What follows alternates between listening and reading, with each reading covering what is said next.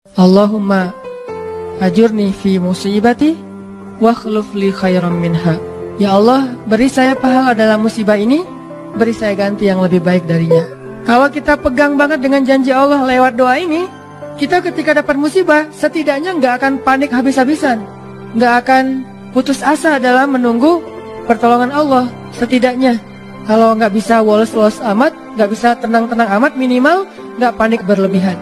Kalau musibahnya musibah kematian, nggak bikin kita meratapi kematian. Kenapa? Kita pegang janji Allah. Hidup kadang kayak gitu. Ketika kita pegang janji Allah, ada sesuatu yang kita tunggu di dalam kesulitan hidup kita, sehingga buat kita selalu punya harapan.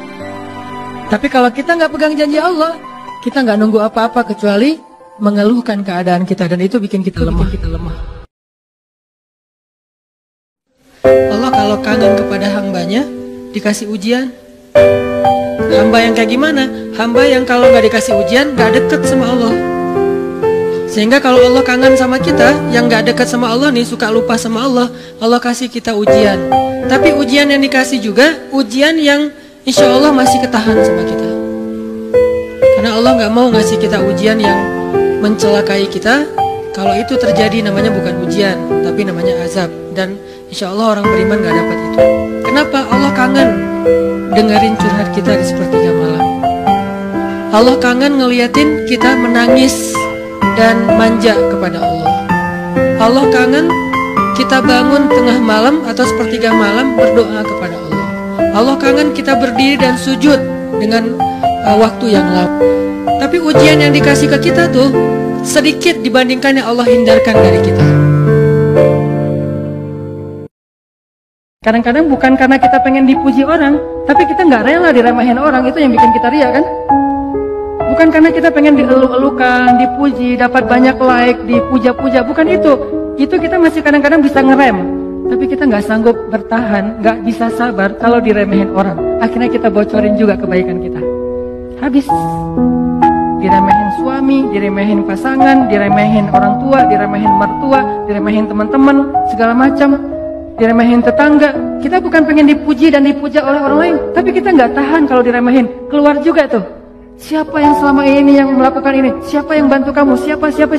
Keluar semua, satu persatu yang kita sebutkan, satu persatu berguguran dan tidak ada nilainya di mata Allah.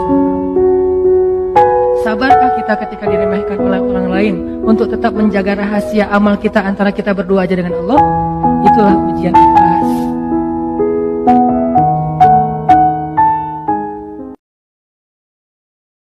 Ternyata dosa itu ngaruh dalam kehidupan kita. Setiap kali kita ngalamin hari yang buruk, kejadian yang buruk, musibah yang tidak baik, maka itu pasti wujud dari dosa-dosa yang kita lakukan. Soalnya tidak muncul masalah kecuali karena dosa.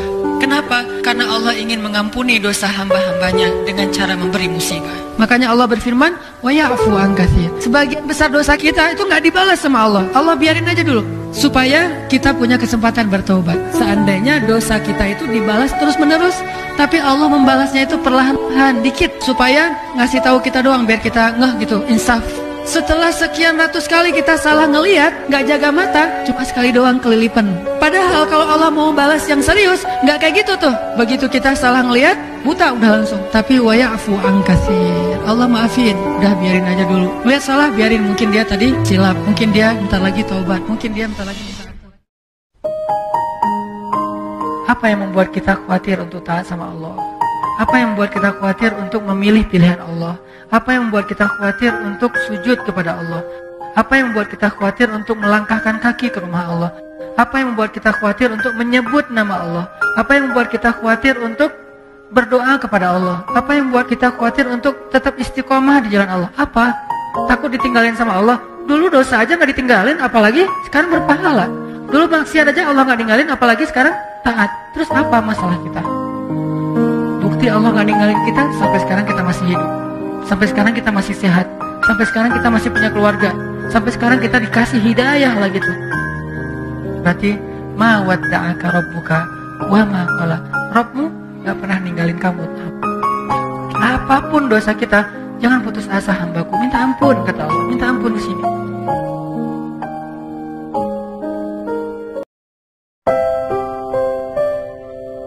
Apa yang hari ini kita anggap sesuatu yang kayak kekalahan, suatu musibah, satu kesulitan, suatu hari nanti ketika kita paham, kita akan mengatakan itu nikmat. Dengan satu syarat, gimana pun kondisi yang kita alamin sekarang, jangan keluar dari jalur yang Allah ridhoi. Itu aja syaratnya. Kenapa? Karena kalau kita udah ngelanggar, gimana pun kita sekarang lagi dapat nikmat banyak, terus kita melakukan dosa yang Allah gak suka, nikmat itu bisa berubah musibah. Sebaliknya, ada musibah, kita masih on the track, musibah itu bisa berubah menjadi nikmat. Syarat yang Allah minta dari kita cuma satu itu, jangan melanggar, jangan bikin dosa, jangan ngecewain Allah Subhanahu wa Ta'ala. Itu doang. Udah gitu bertahan aja, Allah kasih kejutan-kejutan yang sangat banyak dalam hidup kita.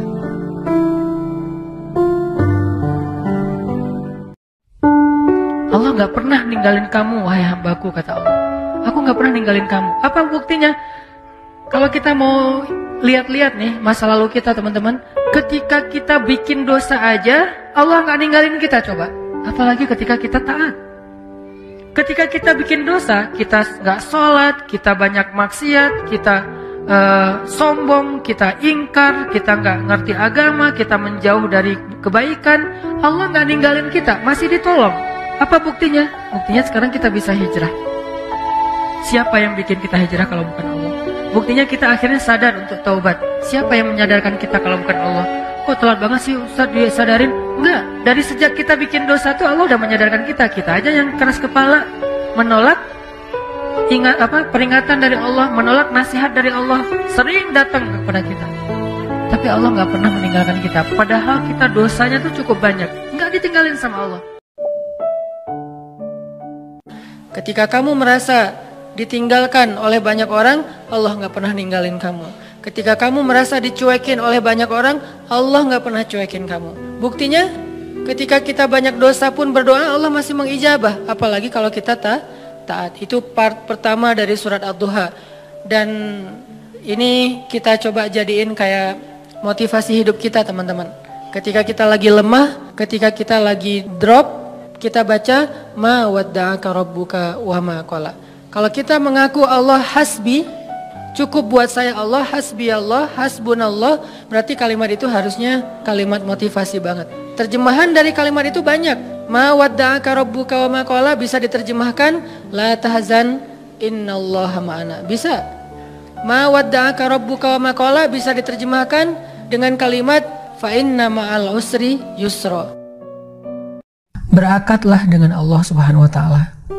Jadi ketika kita beribadah, melakukan satu kebaikan, kita berakatnya sama Allah, jangan sama makhluk. Makanya muncullah sebuah kaidah fikih, al jaza min jinsil amal. Balasan itu tergantung jenis amal yang kita lakuin. Saya bantu dia karena saya pengen Allah bantu saya. Kalau kita maafin orang, balasannya Allah maafin kita. Kalau kita nolongin orang, balasannya Allah yang akan nolongin kita. Kalau kita memudahkan urusan orang, balasannya Allah yang akan memudahkan urusan kita. Jadi balasan yang kita harapin itu dari Allah, bukan dari orang yang kita bantu. Kita nggak bakal gampang baper atau kecewa. Sehingga kalau kita berakatnya dengan Allah, kita bakal feeling good terus dengan ibadah kita. Kenapa kita jarang melihat keajaiban? Karena ucapan kita itu belum selaras dengan hati kita. Gak yakin-yakin amat sama Allah. Sering bilang la haula wala quwata illa billah, tapi kita masih yakin ada kekuatan lain yang mempengaruhi hidup kita. Padahal kata Nabi kepada Ibnu Abbas, kalau semua orang berkumpul dan ingin menolong kamu, mereka tidak dapat menolong kamu kecuali dengan seizin Allah. Kalau mereka semua berkumpul ingin mencelakai kamu, mereka tidak bisa mencelakai kamu kecuali dengan ketetapan Allah. Allah, Allah, Allah, di tangannya lah segala kebaikan, di tangannya lah segala kerajaan. Tabarakalladzi biyadihil mulk wa huwa ala kulli syai'in qadir. Percaya enggak kita dengan ayat itu? Jawab dengan hati kita masing-masing. Kalau kita percaya, baru terjadi keajaiban dalam hati kita.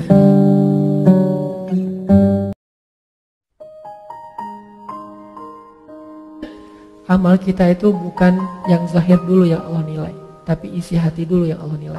Perbaiki niat, tajdidun niyah. Jaga amal kita dengan menjaga niat. kita mungkin mudah menjaganya di awal. Bagaimana dengan di tengah ketika sedang melakukannya? Bagaimana dengan di akhir, apresiasi atau celaan orang setelahnya? Bagaimana setelah beberapa tahun, setelah kita merasa bahwa ini keren banget, kita istiqomah, itu akan sangat berpengaruh. Mungkin amal kita banyak, tapi belum tentu semuanya sampai kepada Allah. Dari sekian banyak amal yang kita lakukan, cuma sedikit mungkin yang sampai kepada Allah. Yang sedikit itu hanya yang gampang-gampang, yang ringan-ringan. Kenapa? Cuman itu yang kita nggak bisa riak. Sedangkan yang susah kita lakuin malah nggak sampai. Kenapa? Mungkin di awal, di tengah, di akhir ikhlas, tapi after years akhirnya kita riak. Mudah-mudahan Allah menjaga amal kita dengan menjaga hati kita. Jangan sampai kita terjebak dalam jebakan-jebakan setan tuh suka gitu ya. Dia bilang, rugi lo sholat tapi masih buat dosa. Akhirnya kita jadi malas sholat. Padahal sholat itu cara kita untuk ninggalin dosa. Inna sholata tanhal fahsya'i wal munkar. Itu sifat dari sholat, itu mencegah kita dari dosa. Udah Ustaz tapi gak tercegah. Lihat, minimal ada rasa feeling guilty kan. Itu bukankah itu bagian dari progres spiritual dalam diri kita? Dulu kita kan gak feeling guilty berbuat dosa. Sejak kita mulai sholat, berbuat dosa mulai feeling guilty kan. Walaupun gak langsung bisa meninggalkan, itu udah progres loh. Mulai merasa setelah itu nyesal. Dulu gak ada nyesalnya, habis buat dosa biasa aja, malah bangga, malah cerita-cerita. Sekarang malah nyesal. Masih buat dosa sih, tapi setidaknya udah nyesal. Maka terusin sholatnya, perbaiki sholatnya, Allah akan perbaiki diri kita dari dosa. Jadi jangan sampai kita terjebak sama setan mengatakan, rugi aja kamu sholat banyak dosa. Enggak, itu mah kerjaan setan yang bikin kita jadi merasa sholatnya jadi sia-sia. Enggak ada kebaikan yang sia-sia.